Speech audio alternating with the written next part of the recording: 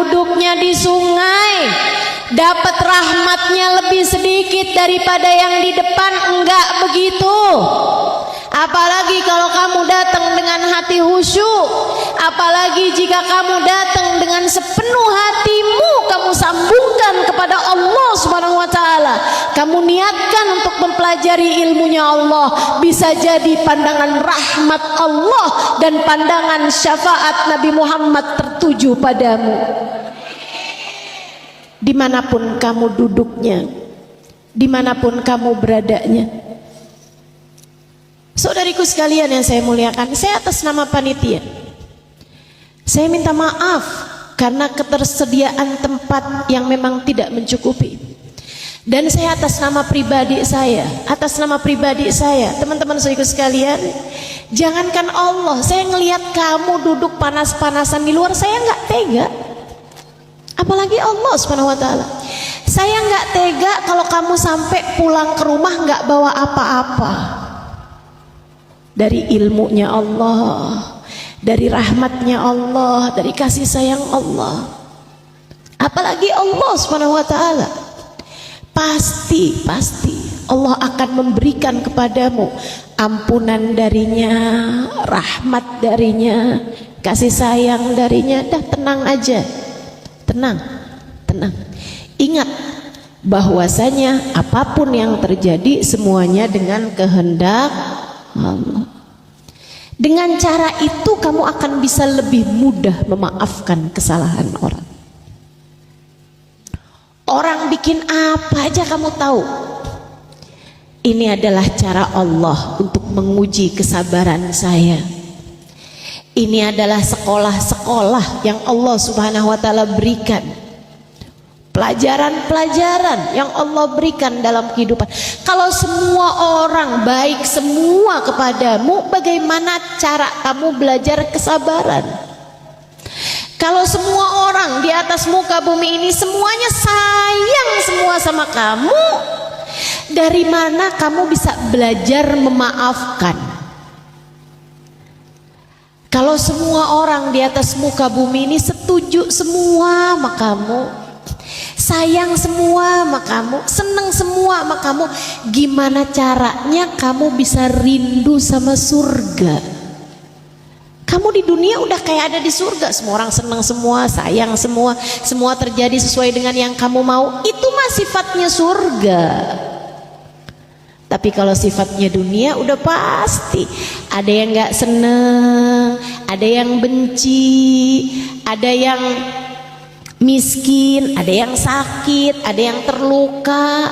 Kan begitu sifatnya dunia, teman-teman sekalian.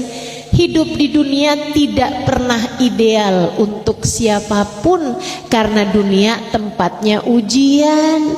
Diuji buat naik kelas, diuji untuk nanti dibalas. Kapan dibalasnya? Saat ajal datang menjemputmu, sampai waktu yang tidak ada batas akhirnya, berakhir dengan surga ataukah neraka sebagai tempat kembali kita. Kita sekarang nih sedang masa-masanya menjalani ujian, maka pasti ada yang gak senang sama kita, pasti ada yang benci sama kita, pasti ada kejadian-kejadian yang tidak kita inginkan, itu udah pasti. Kamu harus berusaha berlapang dada dalam memaafkan kesalahan siapapun yang berbuat salah kepadamu. Ada suami yang main hati dengan perempuan lain, maafin. Tadi udah niat-niat, iya siap maafin. Giliran diurus dibilangin begitu kayak berat banget tuh Ustazah yang satu itu. Kenapa mesti berat? Saudaraku sekalian, suami berpaling hati dengan perempuan yang lain itu ujian buat dia juga, ujian keimanan buat hatinya yang ternyata dia gagal. Kesian orang gagal kamu malah benci.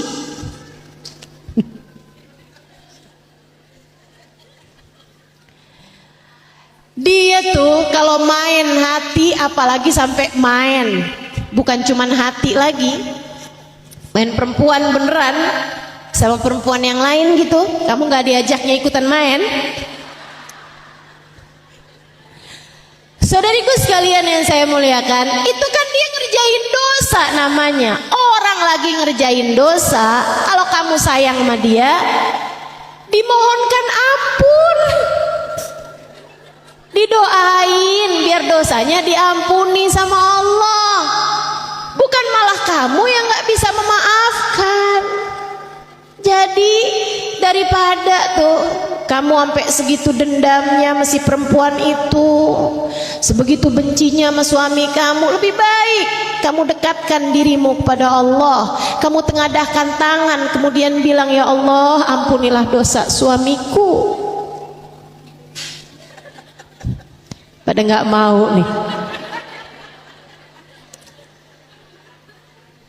Ampunilah dosa suamiku ya Allah. Jangan biarkan hatinya tertarik kepada yang haram. Ya Allah, jagalah kami semuanya agar dapat menjadi hamba-hambamu yang senantiasa mengerjakan hal-hal hanya yang Engkau perintahkan kepada kami. Gitu. Doain, kesian suaminya. Setuju? Emang bener kok. Atau sekurangnya begini, kalau kamu susah mau berpikir seperti itu, sekurangnya gini deh. Kurangnya gini nih.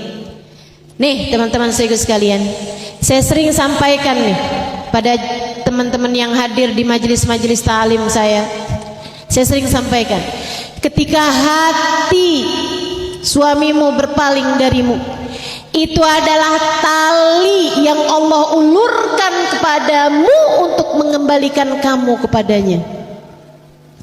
Itu tuh cara Allah mau ngingetin kamu. Liatin, cinta manusia tidak sejati. Liatin, hati suamimu bisa berpaling darimu. Liatin, hanya cinta akulah yang sejati. Hanya cinta akulah yang tidak dapat berpaling darimu. Maka daripada kamu sibuk mengejar cinta manusia, alangkah lebih baiknya jika kamu serius mengejar cintaku. Gitu. Jadi bagi siapapun nih yang sedang berada dalam masa suaminya berpaling hati darinya, rekatkanlah kembali hubungan antaramu dengan Allah Subhanahu wa ta'ala. Bangunlah lebih awal sebelum subuh, sholatlah beberapa rakaat, kemudian tengadahkan tanganmu kepadanya. Katakan kepada Allah Subhanahu wa ta'ala, ya Allah, hati suamiku berpaling dariku, namun aku tahu ya Allah bahwa Engkau tak akan meninggalkanku. Aku mohon padamu ya Allah, jangan jauhkan aku dari rahmat-Mu, jangan jauhkan aku dari cinta-Mu. Minta sama Allah Subhanahu wa ta'ala biar Allah selalu berpihak padamu. Minta pada Allah biar Allah senantiasa menuntun jalan hidupmu. Minta sama Allah agar senantiasa membersamai hidupmu. Itu yang harus kamu minta. Sebab yang namanya suami sih, secinta apapun kamu dengannya, bahkan secinta apapun dia denganmu, pasti satu waktu akan terpisah juga dengan kematian. Entah dia duluan, entah kamu duluan, kamu pasti akan berpisah. Allah yang tidak akan berpisah dengan kita, teman-teman. Jangan sampai sibukmu mengejar cinta suamimu membuat kamu lupa kepada dia yang tidak akan pernah meninggalkanmu. Yuk, belajar berakhlakul karimah, maafkan siapapun yang pernah berbuat salah padamu. Kalau gara-gara kamu ditinggalkan suamimu, kamu menjadi semakin dekat dengan Allah Subhanahu wa ta'ala, Bukankah itu adalah harga yang pantas? Bukankah itu adalah nilai yang cukup? Kamu bisa dapat cintanya Allah sebagai ganti cinta suamimu. Bukankah itu adalah harga yang cukup tinggi? Kamu bisa dibayar dengan surga. Teman-teman saudara sekalian, kalau kamu tetap terus lurus di jalan Allah SWT, terus maksud ustazah gimana nih? Kita lepasin suami kita? Enggak gitu juga. Enggak gitu juga. Maafin. Terus gimana ustazah? Biarkan keputusan Allah yang menentukannya kemudian. Kamunya jangan mau jauh dari Allah. Tetap jaga akhlak sama suami. Tetap jaga akhlak sama suami. Jangan memilih keputusan-keputusan yang salah, yang bertentangan dengan akhlakul karimah. Oh, suami saya selingkuh nih. Oh, dipikir dia doang yang bisa selingkuh, saya juga.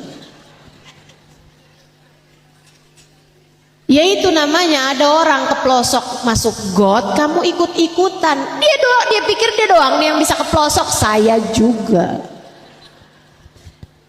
Mau begitu? Tentu tidak, teman-teman. Atau kamu hilang akhlakul karimah dalam dirimu, kamu samperin dia, kamu labrak dia, kamu pukul dia, kamu jambak rambutnya, kayak begitu. Itu boleh dilakukan buat orang yang dia pikir abis mati nggak ada azab kubur. Boleh dilakukan buat orang yang nggak percaya sama agama Allah, buat orang yang nggak percaya bahwa di akhirat nanti ada padang mahsyar, buat orang yang nggak percaya bahwa di akhirat nanti ada surga neraka. Silahkan kamu ikuti ego dirimu, silahkan kamu ikuti hawa nafsumu, silahkan kamu kehilangan akhlak terpujimu. Namun buat kamu umat Nabi Muhammad, buatmu umat Nabi Muhammad, yang Nabi Muhammad bahkan berkata, tidaklah seorang muslim tertusuk duri dan dia berkata alhamdulillah ala kulli hal, terima kasih ya Allah atas segala keadaan yang kau berikan padaku, melainkan Allah akan jadikan hal tersebut sebagai penghapus atas dosa-dosanya. Melainkan dia tertulis sebagai hamba-hamba Allah yang sabar, dan orang yang sabar balasannya adalah surga. Kalau kamu begitu, kalau kamu tahu dalam kubur nanti ada azab kubur, ada nikmat kubur, kalau kamu paham di akhirat nanti ada masa panjang di mana orang-orang yang tidak berbuat kebaikan akan tenggelam oleh keringatnya sendiri karena kepanasan, sementara hamba-hamba yang mulia di sisi Allah, Allah tempatkan di bawah naungan arsy di saat tidak ada naungan selain naungannya. Dan kamu berharap menjadi orang-orang yang berada di bawah naungan tersebut, maka berakhlaklah dengan akhlak yang mulia, dan terhadap segala macam ujian yang datang dalam kehidupanmu bersabarlah. Yang sabar, yang sabar. Ada satu hadis Nabi Muhammad alaihi wasallam, saya kalau ingat jadi imun buat kesabaran saya. Walaupun ujiannya juga, ujian itu teman-teman disesuaikan sama derajat di sisi Allah. Kata Nabi, al-bala muwakkalun bil anbiya, tsummal awliya, tsummal adna fal adna. Ujian itu disesuaikan sama tingkatan. Yang paling gede pada para nabi, bawahnya adalah para wali, bawahnya adalah orang soleh, terus ke bawah-bawahnya. Nah, ujian kita mah nggak bakalan gede-gede amat lah. Kita nggak bakalan diuji sama Allah dengan kemiskinan yang sampai bikin kamu nggak bisa makan hari itu gitu, nggak ada ceritanya. Nilai kita nggak sampai segitunya, derajat kita nggak sampai segitu tingginya. So ikut sekalian yang saya muliakan, la yukallifullahu nafsan illa wus'aha. Akan tapi kan memang menghadapi apapun di atas muka bumi ini perlu kesabaran. Nih saya kasih tahu nih, buat saya secara pribadi ada hadis Nabi Muhammad SAW yang saya kalau lagi susah gitu, kalau lagi sedih gitu, kalau lagi apa gitu yang nggak enak, saya ingat hadis itu kayak yang Bismillah, Bismillah, saya akan mampu menghadapinya. Bismillah, apa aja